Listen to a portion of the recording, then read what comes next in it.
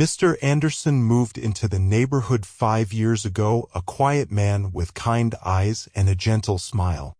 The first few months he kept to himself, renovating the old Victorian house at the end of Maple Street. People noticed the improvements: fresh paint, new windows, a wheelchair ramp installed discreetly along the side entrance. When asked about the ramp, he simply said, "For visitors." Then came the first child. A small boy, no more than 7, with hollow cheeks and eyes too old for his face. The boy arrived on a Tuesday afternoon in a medical transport van. Mr. Anderson carried him in, wrapped in a blue blanket despite the summer heat. Neighbors watched from behind curtains as he carefully maneuvered the child through the door. Mrs. Patel from next door brought over a casserole, curious about the newcomer. Mr. Anderson thanked her at the door but didn't invite her in. "My nephew," he explained briefly. "He's staying with me for a while."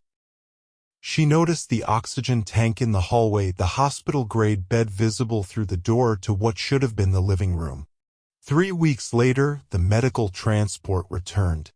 This time, they left with a small, sheet-covered gurney. Mr. Anderson stood on the porch, shoulders hunched, watching them drive away. The funeral was small, just Mr. Anderson and a young couple who neighbors assumed were the parents. They didn't speak to him at the cemetery. The following Monday, another transport arrived. A girl this time, maybe 9, with no hair and skin like tissue paper. And so the pattern began. Children arrived, stayed briefly, and then were gone. Always gone. Westbrook was a town where people minded their own business, mostly. But this was different. "There's something not right about it," Mrs. Patel whispered to her husband. "No one should have that many dying children." Because that's what everyone assumed, the children were dying. How else to explain their brief stays and the small funerals that followed? Mr. Anderson never spoke about them. Never explained why they came or why they left so soon. He went about his business, shopping at the local grocery store, attending town meetings, volunteering at the library one afternoon a week. He was polite but private. No one knew what happened inside that house. The curtains were always drawn. The only sounds that occasionally drifted out were soft music or the low murmur of someone reading aloud. No laughter. No playing. Just stillness. Some nights, neighbors would see him sitting alone on the porch swing, staring at nothing. The mailman reported delivering packages from medical supply companies. The local pharmacy knew him by name.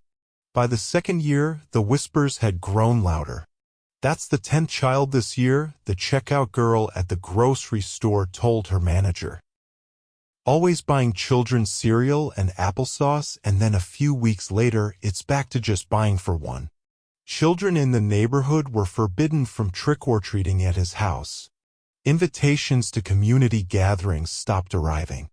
Mr. Anderson didn't seem to notice, or if he did, he didn't show it. He continued his routine, and the children continued to arrive and depart with somber regularity. Martha Jennings moved to Westbrook to work as the new elementary school principal. She heard the rumors her first week in town. "Don't rent the apartment on Maple Street," her realtor warned. "It's too close to that house." When Martha asked which house, the woman lowered her voice. "The death house, where that man takes children and—" She didn't finish the sentence, just shook her head gravely. Martha was intrigued despite herself. When she finally saw Mr. Anderson at the town's summer festival, she was surprised.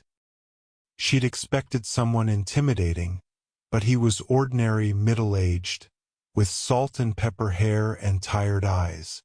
He sat alone at the edge of the celebration, watching children play from a distance. Something about his expression made Martha's heart ache. It wasn't menacing. It was mournful. The next day, Martha found herself walking down Maple Street. The Victorian house was beautiful, if somewhat somber. The garden was well maintained, with a small memorial stone visible near a rosebush. As she slowed to look, the front door opened. Mr. Anderson emerged carrying a small girl, perhaps 6 years old, wrapped in a pink blanket. The girl's face was pale, her body thin, but she was smiling as Mr. Anderson pointed to birds in the trees. Martha realized she was intruding on something private and hurried away. But that image, the gentleness in his movements, the care with which he held the child, stayed with her. It didn't match the whispers. It didn't match the fears. When the girl disappeared 2 weeks later, like all the others, Martha wrestled with her doubts. What was happening behind those walls? Detective James Cooper had been with the Westbrook Police Department for 15 years. He'd seen his share of tragedy, but nothing prepared him for the file that landed on his desk that Monday morning. Anonymous tip, his sergeant explained. Multiple missing children. Possibly a trafficking situation. Cooper read through the report with growing unease. 12 children in the past year, all brought to the same address, none seen leaving alive. Photos printed from security cameras at the local pharmacy showed Mr. Anderson purchasing pediatric pain medications, feeding tubes, liquid nutrition supplements. Might be nothing, the sergeant said. Guy could be running some kind of hospice operation. But we need to check it out. Cooper nodded, though something about the case made his stomach knot. He had a daughter of his own, now grown, but he remembered the terror of her childhood illness, the months spent in hospital rooms. He'd begged any god who would listen to spare her. She'd survived. Not all parents were so lucky. Cooper drove past the house that afternoon. It looked ordinary enough. Too ordinary, perhaps. No toys in the yard. No tricycles on the porch. Just that wheelchair ramp and heavy curtains. As he watched, a dark van pulled into the driveway. The driver, a nurse, judging by the scrubs, helped Mr. Anderson remove a small wheelchair from the back. In it sat a child, a boy maybe 10 years old, thin as a rail, his skin jaundiced. Cooper noted the oxygen tank, the medical bracelet. The boy was clearly ill, very ill. But was he in danger? And from what? Cooper decided to dig deeper. Something wasn't adding up. The online forums exploded first. Someone in Westbrook posted about the house where children go to die. The post garnered attention, then went viral. Internet sleuths combed through public records, finding death certificates for children who had briefly resided at the Maple Street address. Local news outlets picked up the story. Mystery house. Children entering, never leaving, read one headline. Serial adopter under investigation, proclaimed another. Drone footage showed the house from above. The private backyard with its small garden. The shed that conspiracy theorists decided must be where the bodies were kept. A reporter ambushed Mr. Anderson outside the grocery store. "Sir, can you comment on allegations that you're involved in child trafficking? Sir, why do children who come to your home never leave alive?" Mr. Anderson dropped his grocery bags, eggs cracking on the pavement as he hurried to his car without answering. The local police department was flooded with calls demanding action.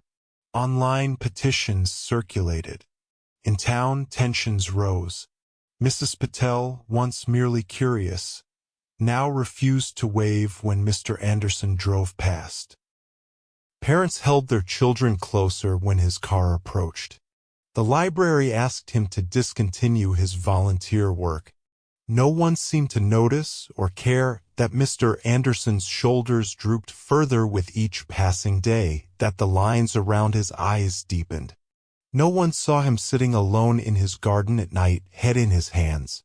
No one heard his quiet conversations with the small, frail child currently staying in his front room, A little girl with cancer so advanced she couldn't walk, couldn't eat without assistance, but who smiled whenever he read her favorite story.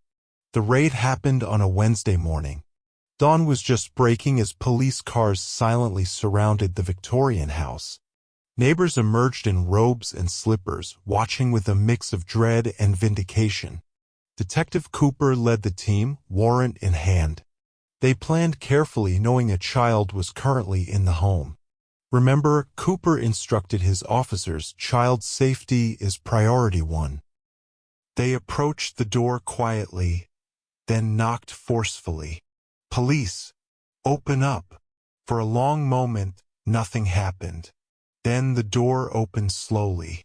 Mr. Anderson stood there in pajama pants and a t-shirt, eyes wide with fear. Please, he whispered.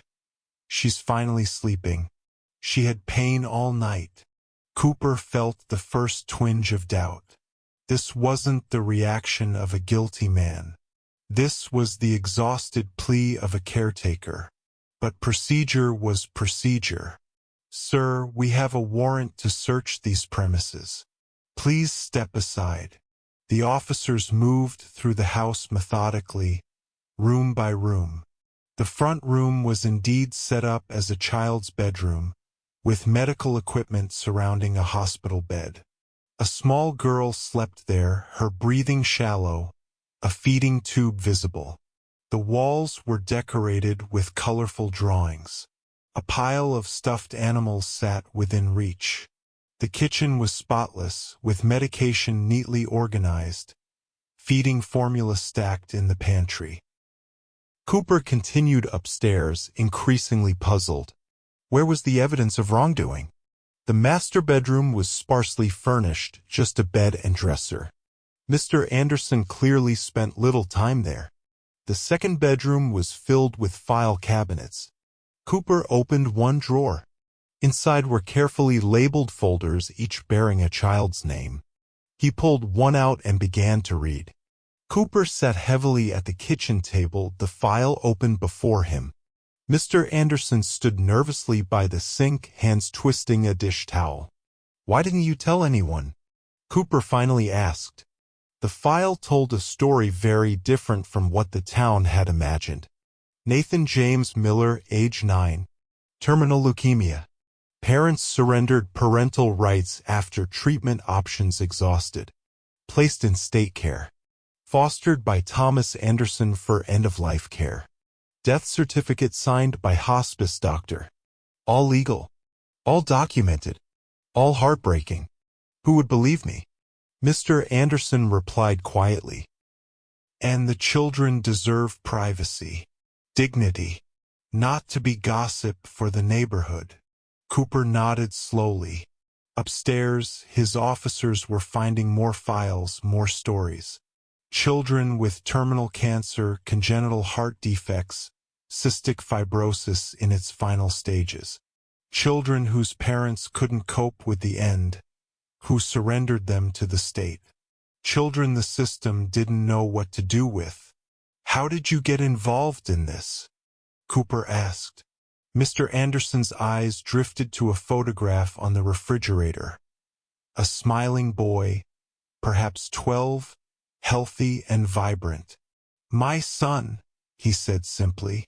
Diagnosis to death was 6 months.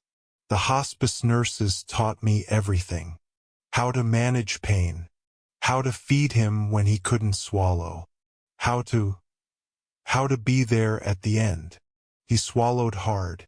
After, I couldn't go back to my accounting job. Couldn't pretend the world was the same. I'd seen what happens to children when the medical options run out. I contacted the pediatric hospice. Became a foster parent certified for end-of-life care. The children come to me when there's nowhere else for them to go. The girl in the hospital bed stirred as Cooper stepped quietly into the room. Mr. Anderson moved immediately to her side, his hand gentle on her forehead. Ellie? Are you in pain? The child's eyes fluttered open, unfocused at first, then finding his face. She smiled weakly. Can I have pancakes? Her voice was barely audible. Mr. Anderson smiled back, relief evident in his expression. Pancakes it is. Do you want to meet someone? This is Detective Cooper. He's making sure you're safe here. Ellie's gaze shifted to Cooper. Despite everything, the weakness, the illness clearly consuming her, there was still a child's curiosity in her eyes. Are you arresting Mr. A? She asked. Cooper shook his head. No, honey. I'm just checking on things. Ellie's small hand, connected to and four line, reached for Mr. Anderson's. He's making me better until I can go to heaven, she said matter-of-factly. My real mom and dad couldn't do it anymore. It made them too sad. But Mr. A isn't scared of sad. Cooper felt something catch in his throat. In all his years of police work, he'd never encountered anything quite like this. Not a crime scene, but a sanctuary. Not abuse, but its opposite, care so deep it bordered on sacred. The other officers were gathering in the hallway, their expressions a mix of confusion and growing understanding. The house held no horrors, no evidence of wrongdoing. Just the quiet, dedicated space of someone shouldering burdens others couldn't carry. I think we're done here, Cooper said quietly to his team. The raid was over. But the story was just beginning. By afternoon, the media circus had shifted dramatically. Reporters who had come expecting to cover a major crime instead found themselves telling a different story. Local hero misunderstood. Read the updated headlines. Angel of Mercy. The man who cares for dying children, proclaimed another. Mr. Anderson refused all interviews, closing his curtains against the cameras. Inside, he focused on what mattered, making Ellie's pancakes, administering her medication, reading her favorite story for the 100th time. Detective Cooper held an impromptu press conference on the front lawn. Mr. Anderson is operating a private pediatric hospice with full legal authorization, he explained to the crowd. He provides end-of-life care to children who have been surrendered to the state due to terminal illness. There is no criminal investigation because there is no crime. In fact, what we've witnessed here is an extraordinary act of compassion. The reporters shouted questions. Why the secrecy? How many children? What happens to them after? Cooper answered what he could, protecting Mr. Anderson's privacy while trying to correct the record. In the crowd, he noticed Mrs. Patel, her hand covering her mouth, tears streaming down her face. Others from the neighborhood stood by, some looking ashamed, others defiant. The damage was done. Suspicion had turned an act of mercy into a presumed atrocity. Even as the truth emerged, Cooper knew some would cling to their darker theories. People often preferred sensational lies to mundane heroism. Inside the house, oblivious to the commotion, Mr. Anderson wiped syrup from Ellie's chin and promised her a trip to the garden if she was feeling stronger later. For her, none of the outside world mattered. Only this moment, only this kindness. The days that followed were chaotic. News vans remained parked on Maple Street. Strangers left flowers at the gate, cards expressing admiration and apology. Others, those who still believed the worst despite all evidence, drove by shouting obscenities.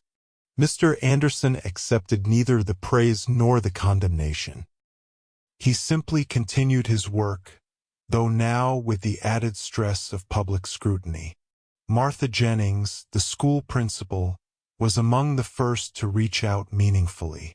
She arrived one evening with a homemade dinner and a proposal. The school board meets next week, she told him as they sat in the kitchen.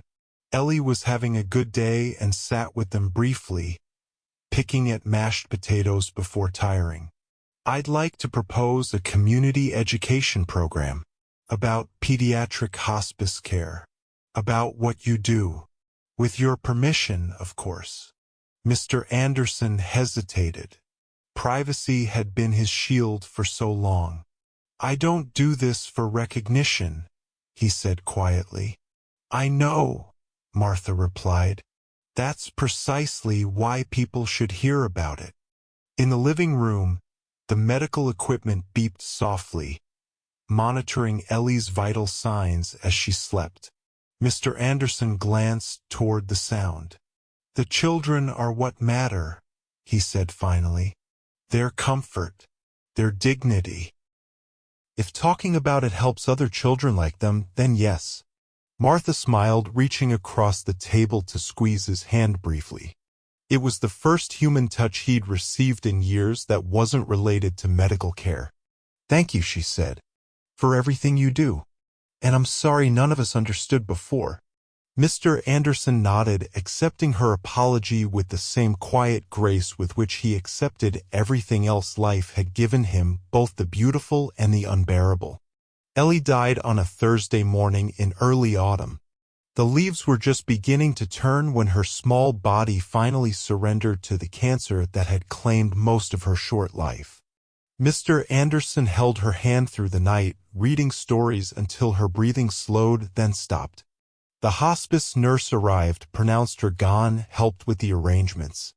It was a familiar ritual for Mr. Anderson, though no less painful for its familiarity. Each child took a piece of him when they left. But Ellie's passing was different in one significant way. This time, he wasn't alone afterward. Martha brought dinner and sat with him in silence. Detective Cooper stopped by to offer condolences. Mrs. Patel left a casserole with a note expressing her deep regret for having judged him. The town was trying, in its imperfect way, to make amends. The funeral was small but not lonely. When Mr. Anderson stood by the tiny grave, half a dozen neighbors stood with him, bearing witness to a life brief but valued. Ellie was buried with her favorite stuffed unicorn and a blanket Mr. Anderson had made her. The headstone, like all the others he'd commissioned over the years, were not just dates but a message. Ellie Matthews, brave, beloved, remembered. As they walked back to their cars, Martha beside him, Mr. Anderson felt something shift inside him. The wall he'd built between himself and the community had begun to crumble. It was terrifying. It was necessary. It was, perhaps, healing. That night, for the first time in years, he left his porch light on, a small signal that he was ready, finally, to be known. 2 weeks passed before the next call came. Mr. Anderson was in the garden clearing dying summer plants when his phone rang. A social worker he knew well, her voice apologetic.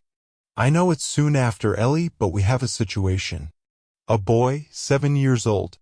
Stage 4 neuroblastoma. Parents terminated rights yesterday. The hospital needs the bed. He has nowhere else to go. Mr. Anderson closed his eyes, feeling the familiar weight settle onto his shoulders. Each time he thought it might be too much. Each time he knew he couldn't refuse. What's his name? He asked. Daniel, the social worker replied. He's nonverbal now. The tumor is pressing on his brainstem. Doctors give him weeks, maybe less. Mr. Anderson looked at his garden, at the memorial stones placed carefully among the flowers, one for each child who had passed through his care. 37 stones now, with Ellie's the newest. Soon there would be 38. I'll be ready for him tomorrow, he said. That evening he prepared the front room again. Clean sheets on the hospital bed. Fresh paintings on the walls. Medical supplies organized. When everything was ready, he sat on the edge of the bed, suddenly overwhelmed. For 5 years, he'd done this work in isolation, carrying the emotional burden alone. Now, with the community aware, he felt both exposed and supported. Vulnerable in a new way. His phone chimed with a text from Martha, heard about Daniel. What can I do to help? Such a simple question. Such a fundamenta. I'll change. Mr. Anderson typed back, could use some children's books. He likes being read to. Sharing the load, even in this small way, felt foreign. But necessary. 13. Daniel arrived the next morning, a tiny figure swallowed by the medical transport stretcher. His eyes were closed, his breathing labored. The hospital staff transferred him efficiently to the bed, explained his medication regimen, left supplies. Mr. Anderson signed the paperwork, assuming temporary guardianship as he had so many times before. When they were alone, he sat beside Daniel, taking the boy's thin hand in his. "Hello, Daniel," he said softly. "I'm Tom. You're going to stay with me for a while." The boy's eyes remained closed, but his fingers twitched slightly. "Response enough." Mr. Anderson began to read from a picture book about dinosaurs, his voice gentle and steady. An hour later, Martha arrived with a stack of books and a casserole. She hesitated at the bedroom door, seeing Daniel for the first time. The reality of what Mr. Anderson did, what he faced daily, was suddenly visceral. The boy was clearly dying. There would be no miracle recovery, no happy ending. Just days or weeks of care, of comfort, of presence. "Is it always this hard?" she asked quietly as they stood in the kitchen. Mr. Anderson considered the question. "Yes," he said finally. "And no. The medical part becomes routine. The emotional part never does." He paused, searching for words to explain what few would understand. "But there's something sacred about it. Being with someone at the end.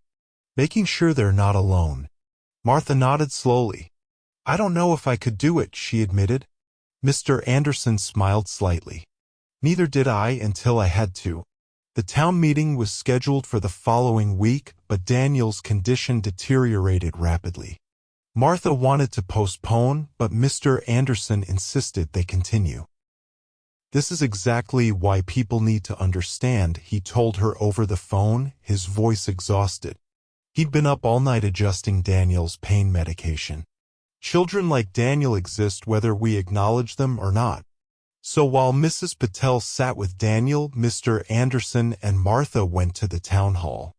The room was packed, some faces familiar, others drawn by curiosity or lingering suspicion. Mr. Anderson felt distinctly uncomfortable under their collective gaze. He'd spent years avoiding exactly this kind of attention. Martha introduced him simply, "Our neighbor who has been doing the work many of us couldn't bear to think about." When he stood to speak, his voice was quiet but steady. "5 years ago, I lost my son to cancer," he began. His name was Christopher. He was 12. The hardest part wasn't the diagnosis or even watching him suffer. It was realizing how alone we were, how people avoided us, how death, especially a child's death, made everyone uncomfortable. He paused, gathering himself. "After Christopher died, I learned about children in the system with terminal illnesses, children whose parents couldn't cope. Children for whom foster care meant a series of temporary homes or, worse, dying in institutions." The room was absolutely silent now. "I decided to become their final home, to give them what every child deserves, to be seen, to be held, to be loved, especially at the end." When he finished speaking, there wasn't a dry eye in the room. The questions that followed were no longer suspicious but awed. How did he manage the emotional toll? What could they do to help? That night, returning home, Mr. Anderson found something he hadn't expected. Understanding. Daniel passed away 3 days later. Despite everything Mr. Anderson had learned about pain management, the final hours were difficult. The tumor's pressure on Daniel's brainstem caused seizures that were heartbreaking to witness. Mr. Anderson stayed beside him, sponging his forehead, administering medication, murmuring reassurances even though he wasn't sure Daniel could hear. At the very end, something remarkable happened. Daniel's eyes opened, clear and focused for the first time since his arrival. He looked directly at Mr. Anderson, his gaze steady and somehow knowing. Then he took one final breath and was gone. The hospice nurse arrived to pronounce death. Detective Cooper came to handle the formal notifications. But what was different this time was what happened next. As word spread through the neighborhood, people began to arrive. Mrs. Patel brought flowers. The librarian where Mr. Anderson had volunteered brought a meal. Martha stayed through the evening helping him make arrangements. No one tried to offer empty platitudes. They simply showed up, acknowledging both the loss and the importance of what had happened in their midst. At sunset, several neighbors gathered spontaneously in the garden. Someone brought candles. They stood in a circle around Daniel's freshly placed memorial stone, bearing witness to a life most of them had never known, but now would never forget. Mr. Anderson watched from the porch, overwhelmed by this unexpected community. For years, he'd carried each child's passing as a private burden. Having others acknowledge it, share it, even in small ways, felt like both vulnerability and relief. Something was healing in Westbrook. Something was healing in him. The next morning, a letter arrived from the State Department of Children and Family Services. Mr. Anderson recognized the official letterhead immediately. Such communications usually meant a new placement, another child needing end-of-life care. But this letter was different. It was a formal commendation, acknowledging his 5 years of service as a specialized foster parent.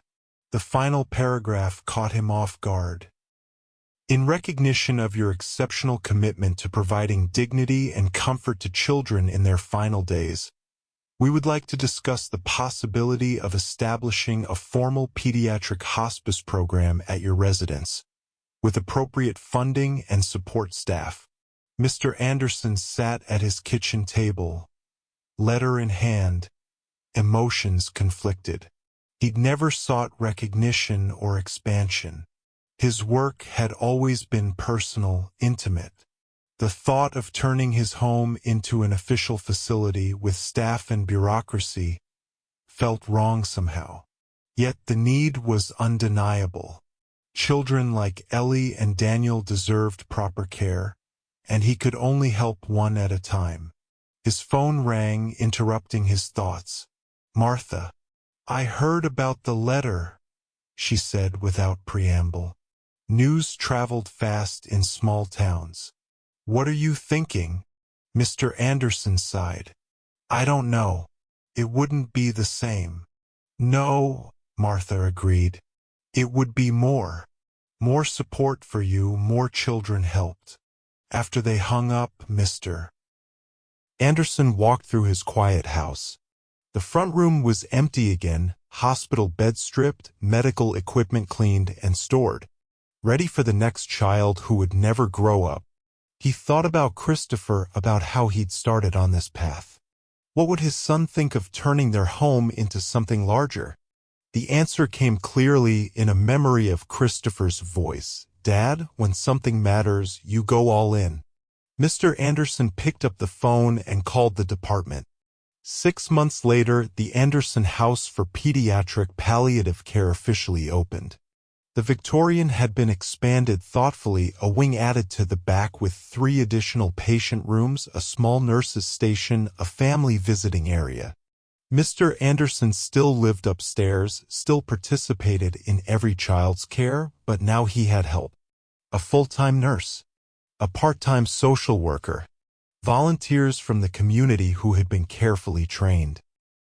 The first new patient arrived on a snowy December morning, a 14-year-old girl with cystic fibrosis in its final stages. Her name was Sophie, and she loved art. When Mr. Anderson showed her to her room, she gasped at the easel set up by the window, the art supplies arranged neatly on a rolling cart. "How did you know?" she whispered. He smiled. "I make it my business to know what matters to each child who comes here." That afternoon, the local art teacher came by to offer Sophie a lesson. Through the window, Mr. Anderson watched them working together. Sophie's thin face animated despite her labored breathing. This was what he'd envisioned, not just end-of-life care, but life until the end care. moments of joy carved out from days of difficulty. By spring, Anderson House had cared for 6 children, 4 had passed away, their memorial stones joining the others in the garden that now had a winding path and benches for visitors. The staff held weekly remembrance ceremonies. Families were welcome to return on anniversaries. The house that had once been shrouded in whispers and suspicion was now a place of quiet pilgrimage, a reminder that every life, no matter how brief, deserved to be honored. 1 year to the day after the police raid, Detective Cooper returned to the house on Maple Street. Not in an official capacity this time, but as the newest member of the Anderson House Board of Directors. The transformation he witnessed still amazed him. What had once been a house of mystery was now a model for pediatric hospice care, drawing visitors from across the state. Mr. Anderson greeted him warmly, leading him through to the garden where the annual remembrance ceremony was about to begin. Families had traveled from all over, parents who had surrendered children to state care, now finding healing in acknowledging their memories. Siblings of those who had passed. Former staff from hospitals who had transferred patients to Anderson House. Even a few children who had defied the odds, those given weeks to live who had somehow survived and returned to honor those who hadn't been so fortunate. Cooper noticed a woman standing slightly apart from the others, her body language uncertain. When she turned, he recognized her, the mother who had screamed at seeing her son with Mr. Anderson all those years ago, whose outburst had eventually led to the investigation. Mr. Anderson saw her too and walked over, his manner gentle. Cooper couldn't hear their exchange, but he saw the woman dissolve into tears, saw Mr. Anderson's steady hand on her shoulder. Forgiveness given and received. As the ceremony began, Cooper marveled at the journey that had brought them all here. From suspicion to understanding. From isolation to community. From fear to something approaching peace. When Mr. Anderson stood to speak, his voice was stronger than Cooper remembered. "We gather today to remember," he began. "Not just to honor those who have left us, but to recognize what they taught us about living fully, no matter how much time we have." 2 years later, Martha Jennings stood in the front room of the Anderson house, watching Mr. Anderson with the newest arrival, a 5-year-old boy with an inoperable brain tumor. The boy was having a good day, sitting up in bed, playing a simple card game. Their laughter floated through the sunny room. Martha smiled, the sight bittersweet. She and Mr. Anderson, Tom, as she now called him, had grown close over the years, their relationship evolving from neighbors to friends to something deeper neither had anticipated. Loving someone who did this work meant accepting its rhythms, the arrivals and inevitably the departures, the emotional peaks and valleys, the knowledge that heartbreak was built into the foundation of every day. Yet there was also profound joy in what happened at Anderson House. The small triumphs celebrated. The bucket list items checked off. The relationships formed, brief but intense. The love given freely without expectation of return. The local newspaper had recently done a feature on the 5-year anniversary of the house, interviewing families and staff. One parent's quote had particularly touched Martha. "When we had to give our daughter up, it felt like the ultimate failure. But Mr. Anderson helped us see it as an act of love. He gave her what we couldn't, peace at the end. And he gave us what we needed most, forgiveness." The article had led to donations, to awareness, to the establishment of similar programs in neighboring counties. What had begun as one man's personal mission was becoming a movement, a recognition that society's most vulnerable children deserved not just medical care but presence. Not just treatment but tenderness. Not just procedures but people who saw them, truly saw them until the very end. 10 years after taking in his first foster child, Mr. Anderson stood in his expanded garden, now a memorial park open to the community. 93 stones formed a winding path through carefully tended flowers, each stone bearing a name, dates, and a message. Some families visited regularly, bringing small tokens, a toy car, a hair ribbon, a favorite book. Others never returned after the funeral, the grief too overwhelming. Mr. Anderson honored them all.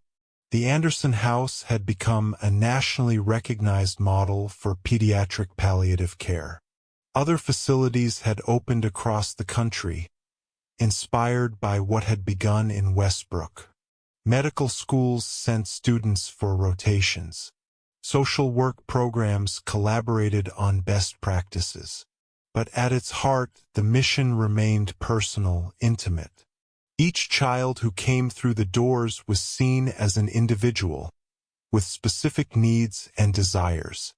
Mr. Anderson, now in his 60s, still participated in direct care, though he'd stepped back from administrative duties. He'd never expected to find meaning in such profound loss, yet here it was, a life rebuilt around honoring the briefest lives.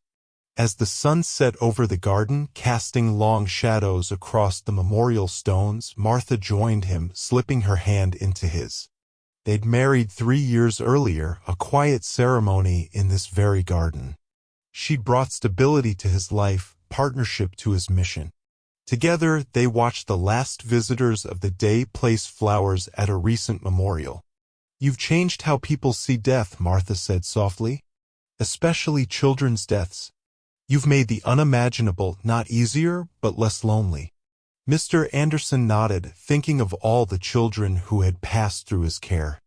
Each face clear in his memory. Each life honored. Each death witnessed with love. "No one should die alone," he said simply. "Especially not the little ones." As twilight deepened, they walked back toward the house where a child was waiting, a girl recently admitted with perhaps weeks to live. There would be stories to read, medications to administer, moments to treasure. Tomorrow would bring both joy and sorrow, as all tomorrows did in this house. But tonight, in this moment, there was just this truth: for every child who had been abandoned, forgotten, or deemed too difficult to love, there had been this man, this house, this promise. "I'm sorry the world gave up on you. I didn't." If this story touched your heart, please like and share it with someone who needs to hear it. Subscribe to our channel for more stories that remind us of the quiet heroes among us. What moved you most about Mr. Anderson's journey? Let us know in the comments below.